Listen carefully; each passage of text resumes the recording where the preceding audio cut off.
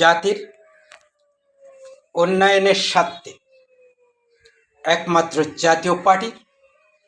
সাবেক রাষ্ট্রপতি পল্লী বন্ধু আলহাজ হোসেন মোহাম্মদ এরশাদ রাষ্ট্র কাঠামো অত্যন্ত শক্তিশালী হিসেবে দেশ ও জাতিকে এগিয়ে নিয়ে যেতে মাথার ঘাম পায়ে ফেলে উন্নয়নের যাত্রাকে অব্যাহত রেখেছিলেন।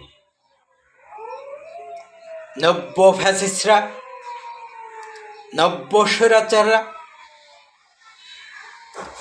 নব্য অসৎ আচরণের রাজনৈতিক ব্যক্তিরা সেদিন রাজপথে তাদের নিজেদের স্বার্থের জন্য আন্দোলন সংগ্রাম ছাত্রদের ব্যবহার করে রাজপথ গরম করে দেশ ও জাতিকে ধোঁকা দিয়ে বোকা বানিয়ে বারবার পালা বদলের ক্ষমতায় এসে দুর্নীতি, দুঃশাসন, নিপীড়ন, নির্যাতনে, অন্যায়ের অত্যাচারে ভয়াবহ বিপদের মুখে দেশ ও জাতিকে যারা নিয়ে গিয়েছে তাদের এক এক করে বিদায়ের ঘণ্টা বেজে ওঠার সময় হয়েছে। তাই তো জাতীয় পার্টির উপরে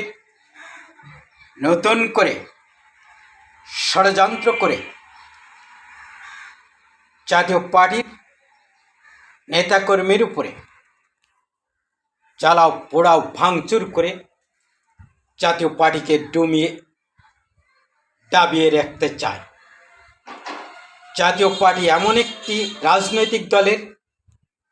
নেতৃত্ব দেয় যে দলের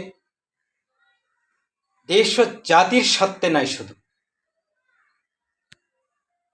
এদেশের সার্বিক উন্নয়নে ত্যাগ স্বীকার করার